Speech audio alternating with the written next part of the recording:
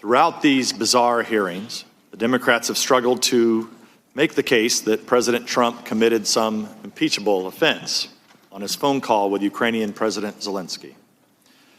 The offense itself changes depending on the day, ranging from quid pro quo to extortion to bribery to obstruction of justice, then back to quid pro quo. It's clear why the Democrats have been forced onto this carousel of accusations.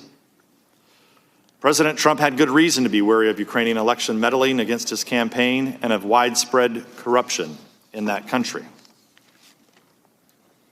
President Zelensky, who didn't even know aid to Ukraine had been paused at the time of the call, has repeatedly said there was nothing wrong with the conversation. The aid was resumed without the Ukrainians taking the actions they were supposedly being coerced into doing. Aid to Ukraine under President Trump has been much more robust than it was under President Obama, thanks to the provision of Javelin anti-tank weapons. As numerous witnesses have testified, temporary holds on foreign aid occur fairly frequently for many different reasons. So how do we have an impeachable offense here when there's no actual misdeed and no one even claiming to be a victim? The Democrats have tried to solve this dilemma with a simple slogan: he got caught.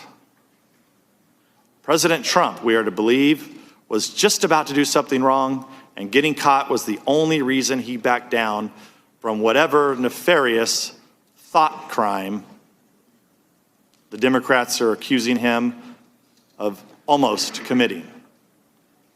I once again urge Americans to continue to consider the credibility of the Democrats on this committee who are now hurling these charges.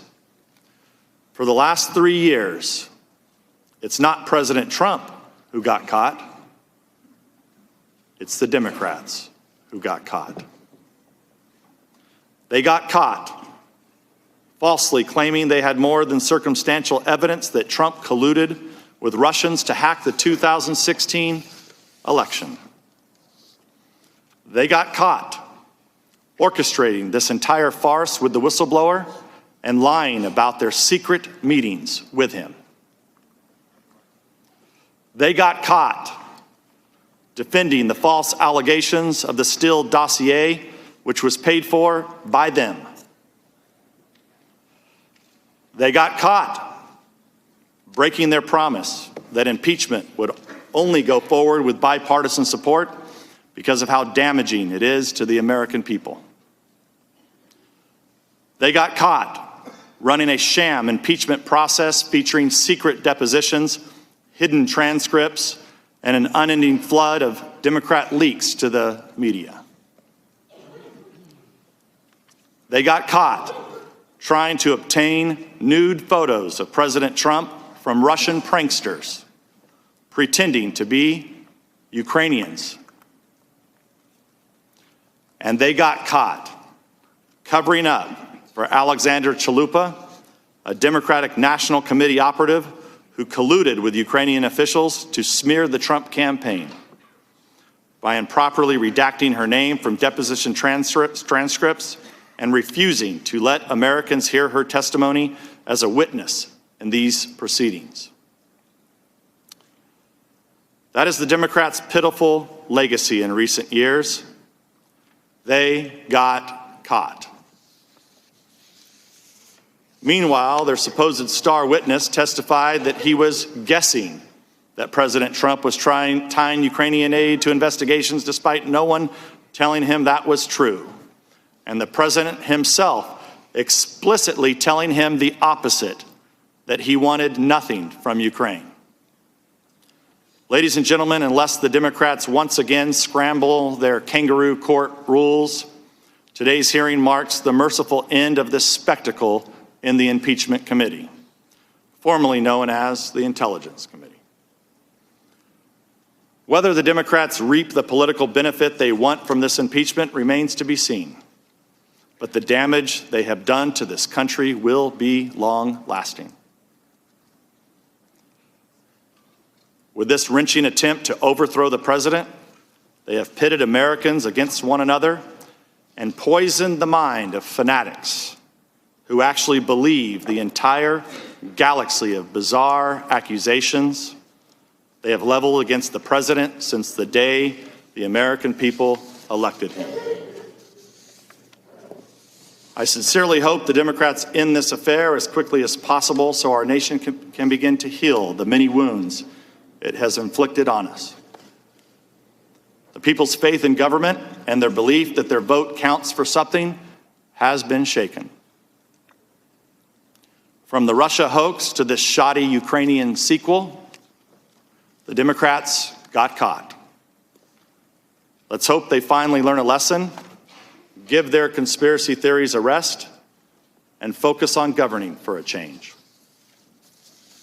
In addition, Mr. Chairman, pursuant to House Rule 11, Clause 2J1, the Republican members transmit our request to convene a minority day of hearings. To date, you have blocked key witnesses that we have requested from testifying in this partisan impeachment inquiry. This rule was not displaced by H.Res. 660, and therefore, under House Rule 11, Clause 1A, it applies to the Democrats' impeachment inquiry. We look forward to the chair promptly scheduling an agreed-upon time for the minority day of hearings so that we can hear from key witnesses that you have continually blocked from testifying. I'd also like to take a quick moment on an assertion Ms. Hill made in the statement that she submitted to this committee,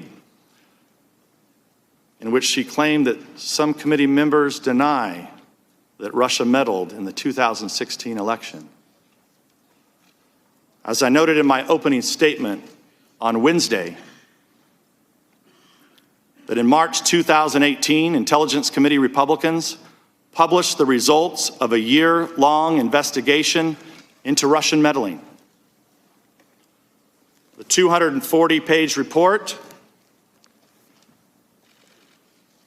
analyzed 2016 Russian meddling campaign, the U.S. government reaction to it, Russian campaigns in other countries, and provided specific recommendations to improve American election security. I'm going to ask my staff to hand these reports to our two witnesses today, just so they can have a recollection of their memory.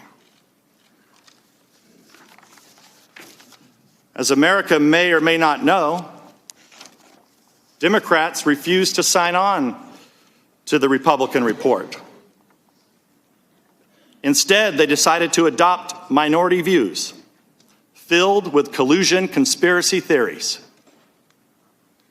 Needless to say, it is entirely possible for two separate nations to engage in election meddling at the same time, and Republicans believe we should take meddling seriously by all foreign countries, regardless of which campaign is the target.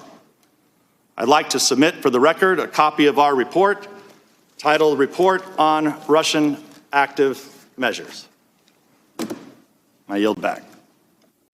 Hey, NBC News viewers, thanks for checking out our YouTube channel. Subscribe by clicking on that button down here and click on any of the videos over here to watch the latest interviews, show highlights, and digital exclusives. Thanks for watching.